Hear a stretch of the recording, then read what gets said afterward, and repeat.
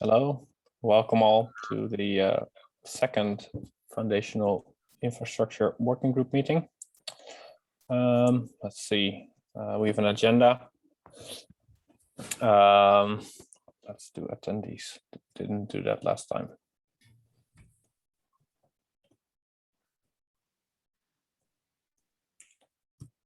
Could have done this before.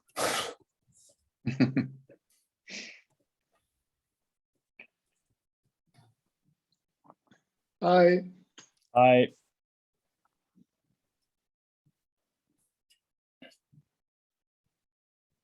Oh, Diego's also there. Hi, Diego. Hello, sorry, I'm late. No problem. Okay. Yeah. Let's dive straight in. So there's a pull request currently for the Bosch stem cell builder. And in the Bosch stem cell builder, we have multiple branches for different stem cell lines, but it's the same pull request, but or the same code, and then against 3 different branches. So we have 3 pull requests. How do we want to deal with those issues, with those in the future? So currently, I've just assigned reviewers to all of them, but I actually screwed up a bit because I assigned Behan to review the Xenial stem cell, which is actually something only VMware still ships. So I mean, that doesn't make sense. I mean, it's all the same, but yeah. So maybe it makes more sense to, in the future, have 1 pull request and then maybe some tag to upmerge the pull request later or something, or backport or cherry pick or whatever, but that we just go through the review cycle once. Any ideas or opinions? Yeah, well, we need to, it's part of a bigger problem, right? That we need to fix once we are going to JJ next year. What's yeah, that bigger I'm problem? What's that bigger problem? Well, the bigger problem is now that we're using multiple branches for multiple things and different lines, and all the branches are diverting a lot from each other at some point. Yes. Which is the current issue why we have 3 PRs for all the different branches. Yeah, it's kind of Git flow issue. But yeah, this is a pretty, what I'm doing now is that I'm using the Bionic stem cell and trying for JJ that we have just 1 branch, which we can both build them at the same time. We still need to see how we can fix the agent YAML and the location YAML for the base image. But if we solve that, we can basically use just 1 branch for everything. But I mean, like, you cannot backport changes then, right? Or I mean, you cannot, I mean, if you want to keep a line stable, you might not want all the new features, right? That's true, but it's only related to now for Xenial, because Xenial does lines, and for Bionic, we are not using any lines whatsoever. We just upgrade to latest.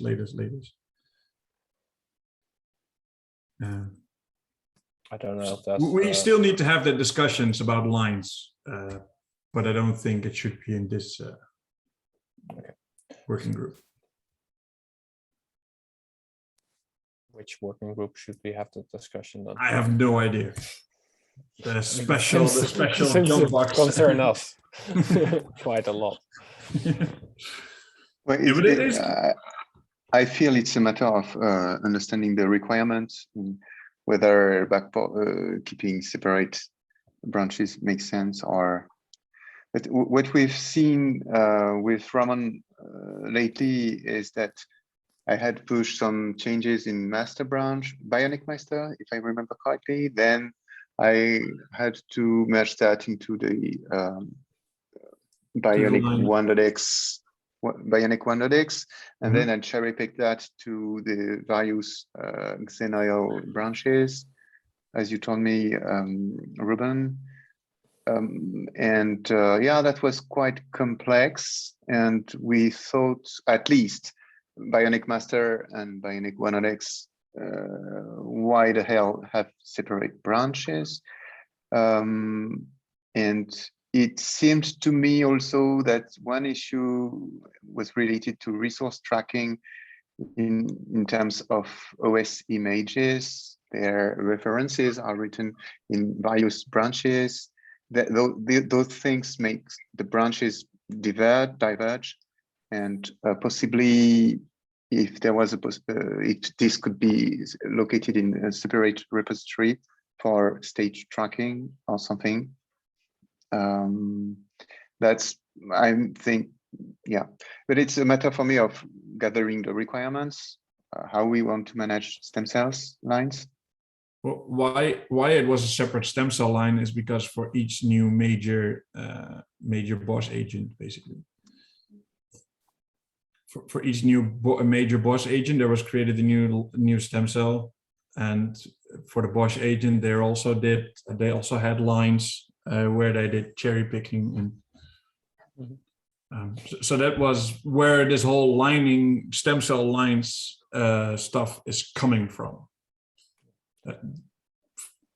All the packages are updated in the same way because the OS image packages are the same. It's more like if you have, for example, an agent with a new feature where it needs maybe a new version, or like a non-compatible or not backward compatible version of a Lobster CLI, right? Or some other dependency that's being shipped.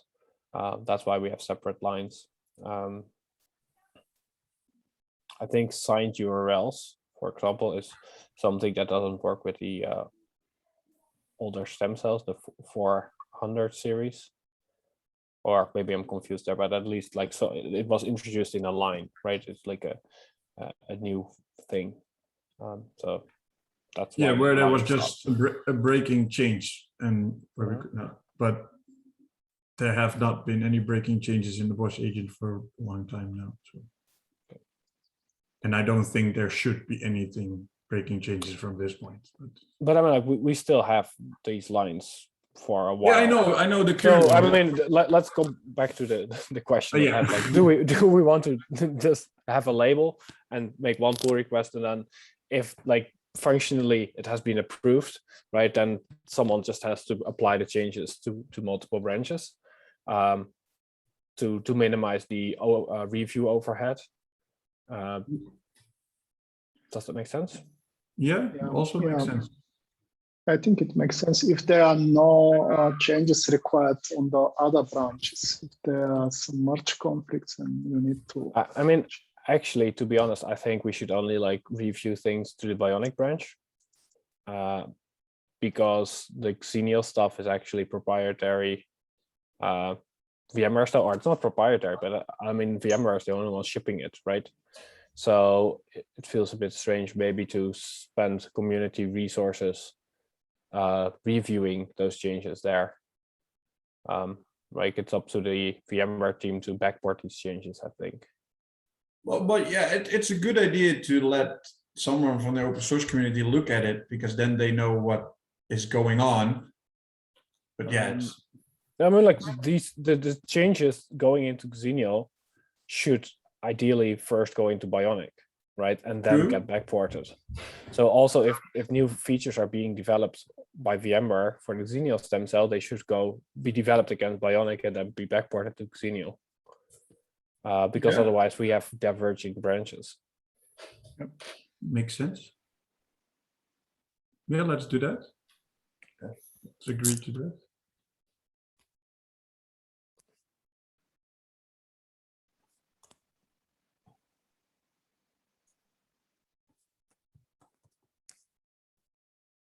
Where can I find the URL for this Google Doc?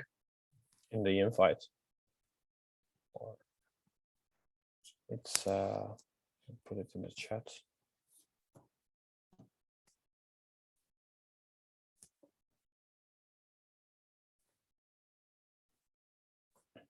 Thank you.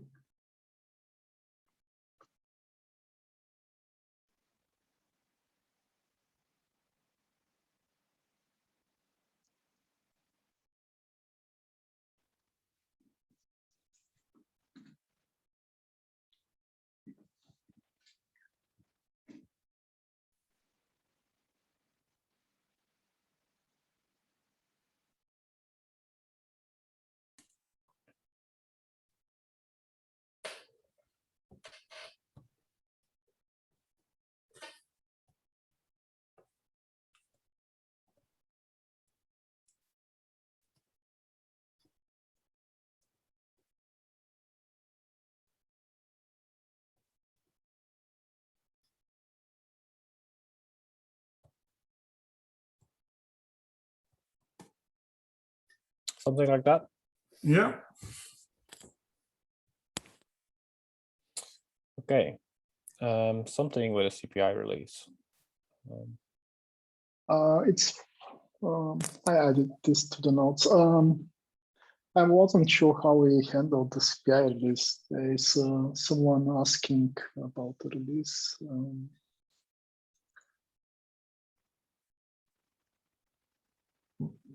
What did you mean? Didn't understand. We just need to cut the release, right?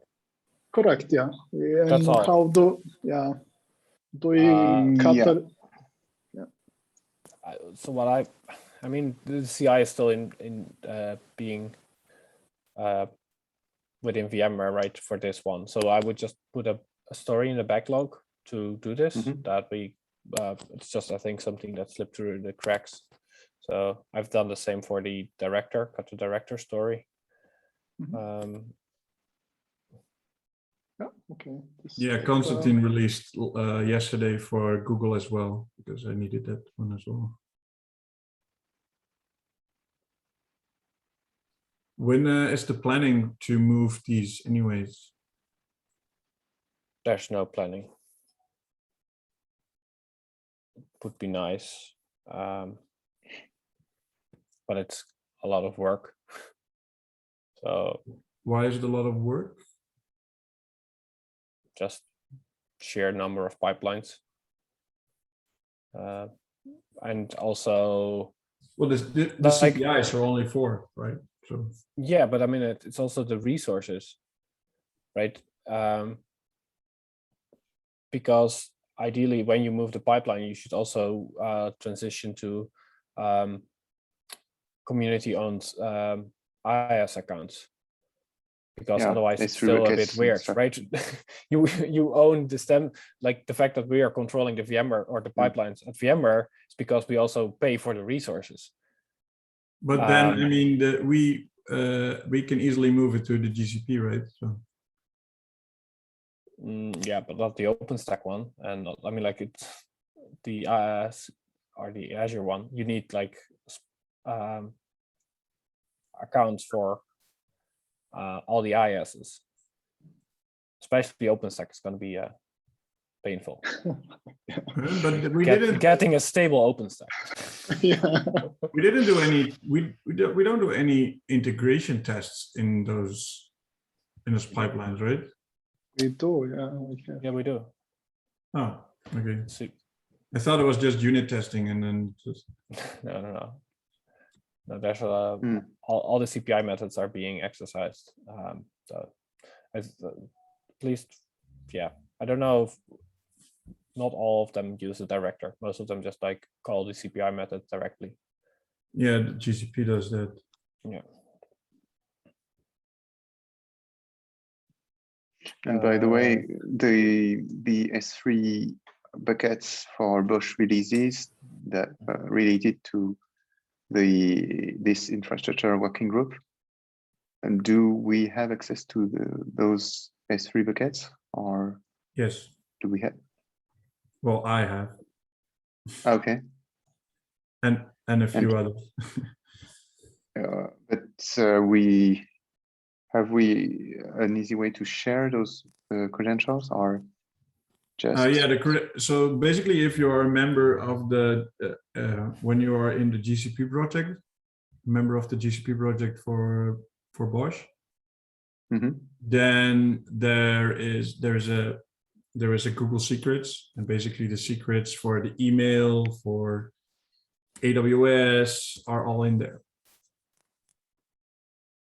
Okay, well, So you can talk log about into that the later. UI. You can basically you have full admin access.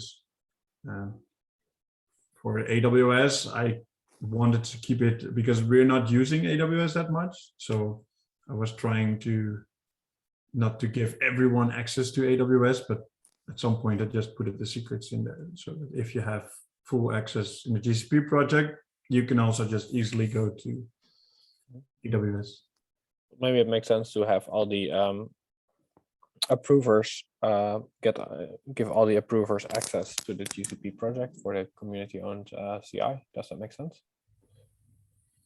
Yeah, Yeah, I don't mind. Everyone can have access for my part. So it's up to the group. Maybe that's something to discuss with the TSC. I don't know, like I assume that that role, like being an approver, means that you will be able to yeah, have access to CI, or at least to all the resources that are used by CI. But I don't know if there's like a specific CI maintainer role or something that they want to create. Yeah, so currently there is only a Bosch maintainer role in GCP, which basically give you access to, well, a lot, mostly everything. So yeah, maybe we should perform an approver. I don't know what kind of access they need. I have no idea what you need as an approver. How many times do you need to go into VMs? How many times do you need to check the logs for? Maybe it makes sense to wait till we have like a real example where someone actually needs access, and then we can give access. Does that make sense? Yeah, I will bring it up with the TOC. Let's figure out what they think about that. So we are talking here only about the stems community. Yeah. CI, correct? Yeah. This is.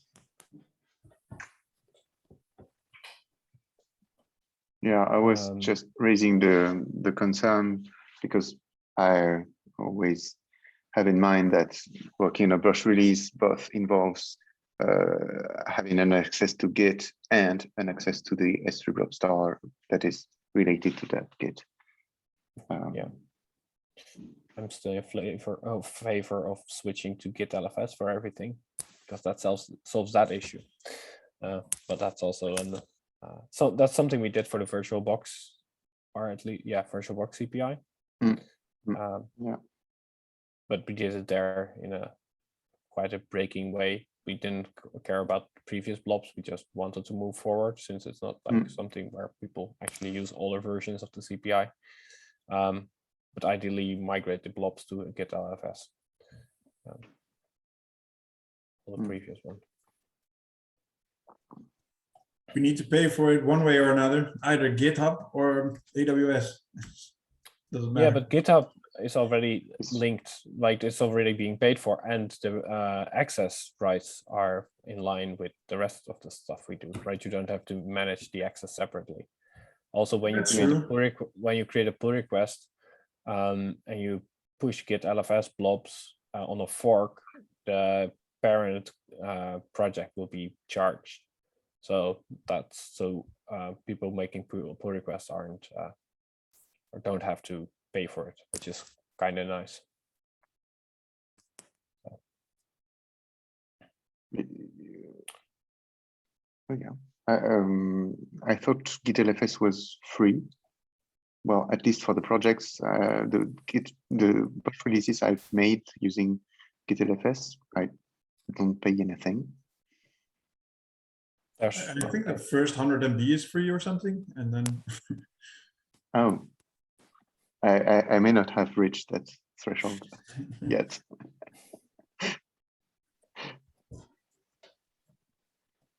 No, Git LFS was not cheap if you are doing it for your own.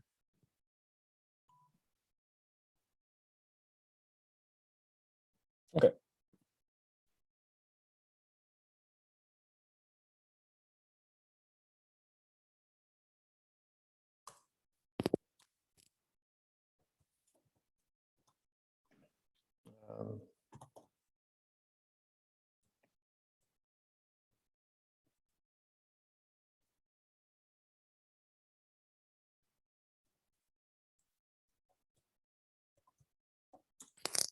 Okay.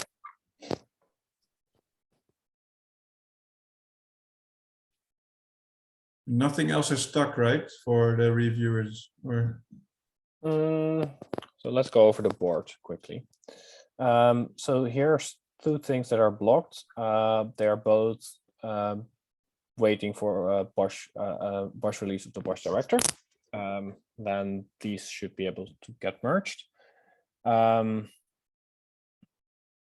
This one I reviewed today. I think it's still waiting for review. I requested some changes. Maybe Behan wants to have a look at it as well.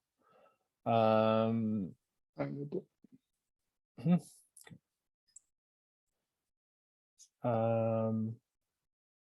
Yeah, that was a nice phone from Jacek. Yes, yeah, it's quite a nice find. Yeah, he created a test as well. Test doesn't work, but needs some more work.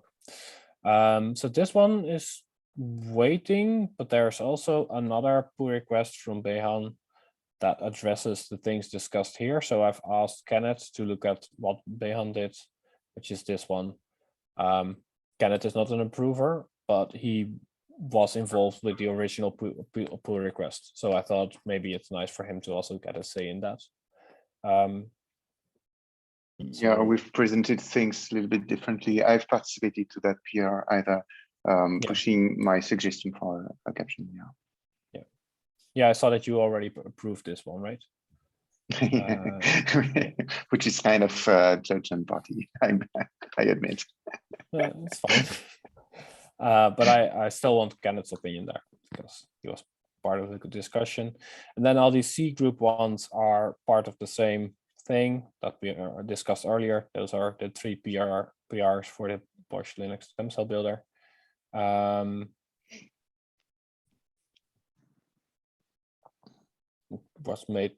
These were made by Konstantin. The idea here is to limit access to the nets, from all the VMs deployed by Bosch, so that yeah, I mean, it's just a Yeah, security feature. I've reviewed that 621 this morning. And I've raised the question whether we should have the exact same PR for the 456 line. There is one. Yeah, they seem to be the exact same batches, just targeting different branches.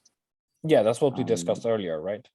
All right, correct. Okay. That's why Nice. we had that discussion. Like maybe in the future we should just focus on Bionic and do the backporting without previews. Yeah, I mean, we could have one single PR reviewing the code and then cherry pick. Yes, Yeah, that's what we're that's doing. what we in the discussed, right? That was this Okay. point. We said Okay. like in the future, just create a PR against Bionic, and then Bionic. if that's yeah, like Bionic, right? Because that's the open source target, I guess. And then the Xenial stuff So- is just something the so- VMware people should backport themselves. Yeah, so maybe one of those two PRs should be closed and the other should target Bionic then, right? We have one targeting Bionic. Oh, That's this one. really? Yes, Oh, there's 3. I didn't see it yet. So this one is the against Bionic Master. Oh, And shoot, here- I You already missed had that a one. discussion. Okay. Where was Okay, this okay. coming from, by the way, Ruben? Do you know that? It was from the community, or was it from a client, or was it from us? It's from us. It's more of an Could an easy security fix, basically. yeah, it's more like we cannot really control what's in the metadata endpoint, right? What credentials are there? We need some bootstrap credentials, but we can limit what you can do with them. Oh, because and we but- changed the way how for the certificates, of course. No. Like you always had like the NAS credentials, the NAS certificates are shared through the metadata endpoint. Oh yeah. Okay. Yeah. Right. And I mean, on Cloud Foundry, that's not a problem because Cloud Foundry limits access there, right? You cannot access that. But like if there's some other workload running and that doesn't limit access, then you might want, so it's more about like having same defaults here.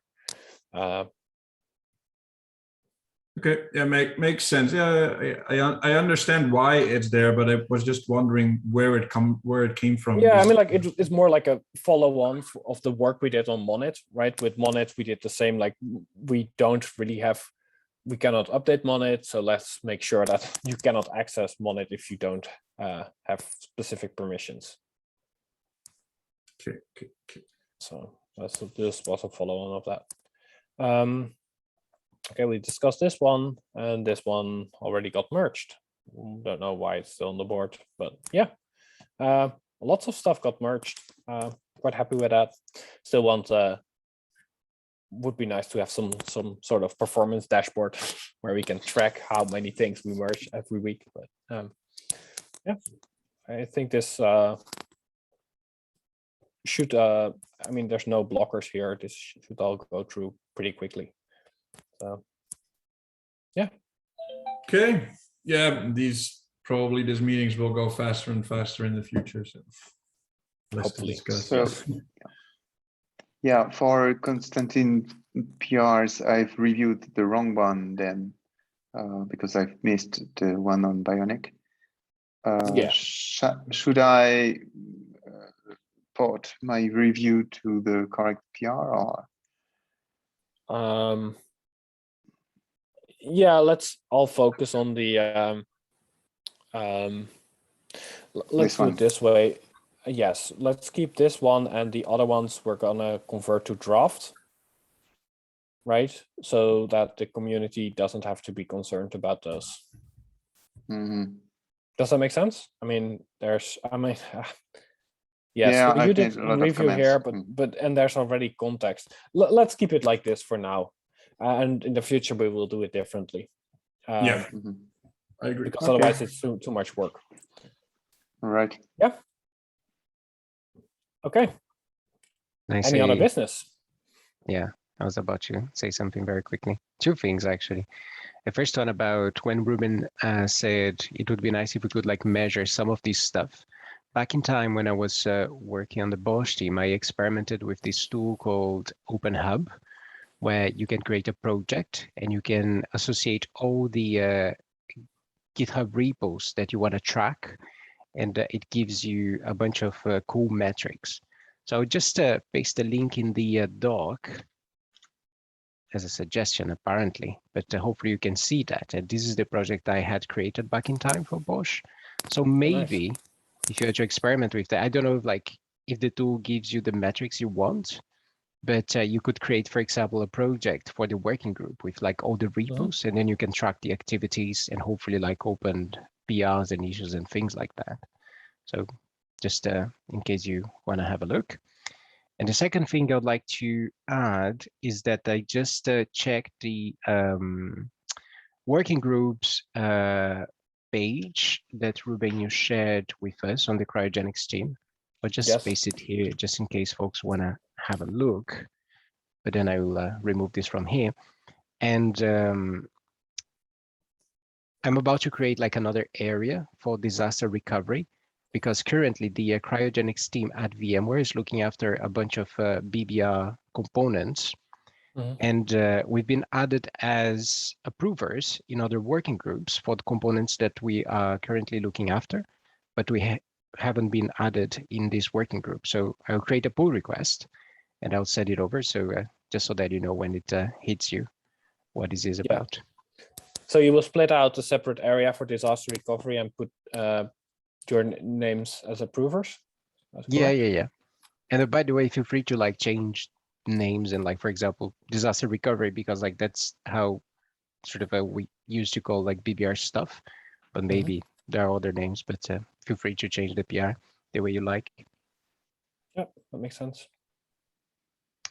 So that was everything I had to say. All right. And so you're working in for the BBR stuff, or in which team are you working with DO? So the team at VMware is called Cryogenics, and is a team that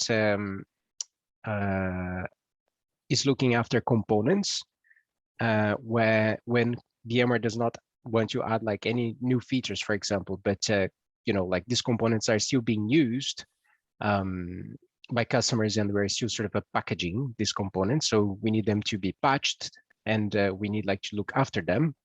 And then we optimize a team like to, it's the opposite of like agility, right? Like all the agile movement where like you do like all this stuff because like you're crazily adding features because like, customers want like a bunch of different things. So you need to learn and react and like keep iterating. We're doing the opposite because we're optimizing to like a different type of problem. And I'm talking with my hands and I'm just destroying my desk here. But we're just making sure that we can like keep these components well patched and secure and look after those. And maybe in the future, the company will want to add more features, and then like, the components are there and they are ready. And we have this metaphor that we call the freezer.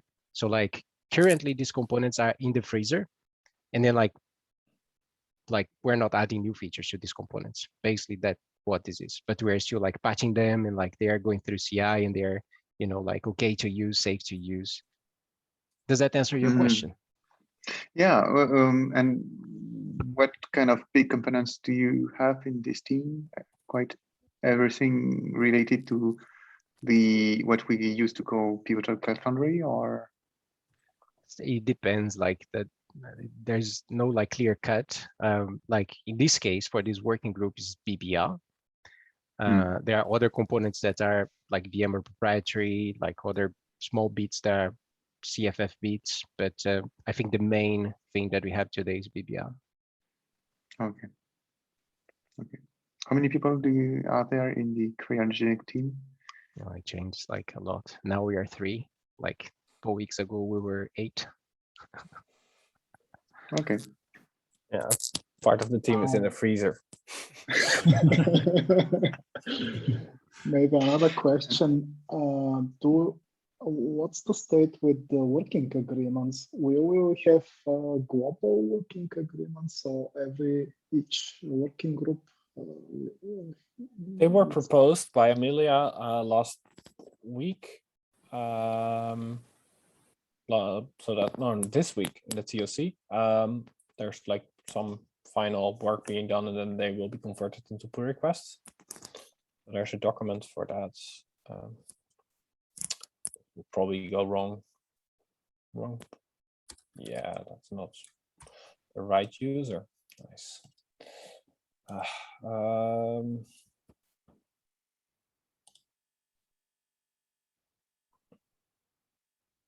So there's this document for where you can ask, or yeah, there's discussion going on here. Something about GitHub Teams and access. We'll put this in the chat. Okay. So it's not decided yet, and this is the discussion document. Yes, and so because we can iterate here faster or something, that was the idea, and then this will be converted into pull requests. There's still discussion going on about where these should land, but they will probably end up in the community repo, and then they will apply to all of us. But I mean, like this roadmap and visibility expectations thing, that's about using GitHub projects. But there's also now GitHub projects beta. So that's now available in our org. And there we don't have that limitation of, so there you can have pull requests across different organizations, and you don't have the limit of 25. So we don't have to use nodes. So yeah, maybe we should switch to this, but haven't fully investigated that yet. But I will be working on that as well. So we might switch to this. Because here you can have different views, right? So a view, so we could have like one project again, and then have different views for the different areas, but you're basically looking at the same list, just filtered lists. But yeah, that's still in progress. It looks also nicer somehow. Yeah, it's nice. I mean, it's more flexible. You can add like your separate fields. Like you can have labels here as well, milestones, repositories, filter by any of those. So yeah, I think it's quite powerful. Okay, and I will have a and we- look into that. And when we use this, you can also have like workflow rules, right? Where it would, when you, for example, close something, it would move to or have it approved. So you do the approve all the changes, right? It would switch automatically to a different or move to a different column. Those types of things. That's currently not possible. So. Yeah. Almost like Jira. Yes. Then for the open source. Okay.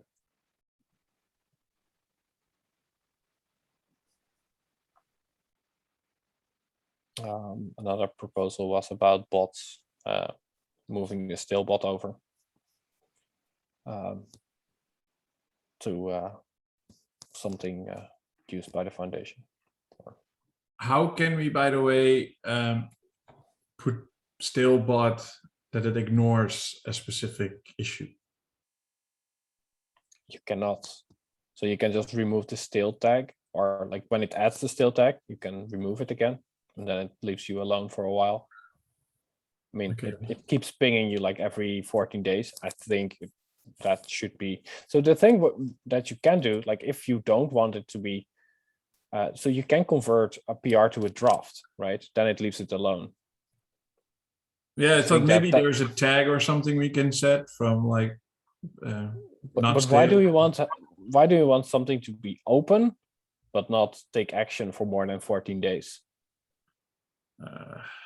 Yeah, because mean, we are waiting for a lot of people. Waiting for Yeah, features. but I'm like then like every 14 days being pinged and checking back to see if it's still blocked doesn't Like- hurt.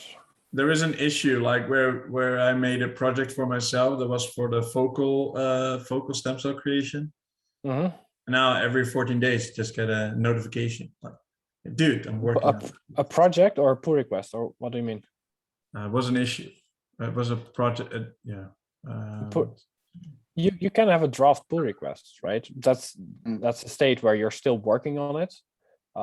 You can already have discussion. Yeah, but But it's not- just an issue. It's an issue that we created.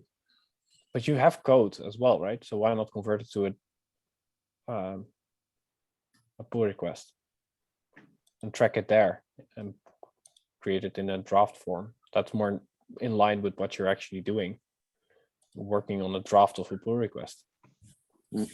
Okay. Maybe we Just can wanted discuss something the simple. maybe we can discuss the frequency at some point. Yeah. 14. But yeah. I mean, we can, but I mean, there were a few issues that were now like under review too long, and we got that stalebot and thing. So it also keeps you sharp, right? We shouldn't let things be open that long. So ideally, I mean, it can be open for longer. There at least needs to be activity. It needs to move forward, like at least once every 14 days.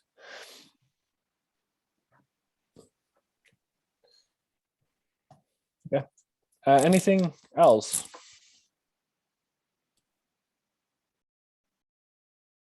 Nope. I'm Okay. done. Then everybody gets 14 minutes of their day back. Food. Thanks all for attending. See you all next time. So, Bye. see you next time.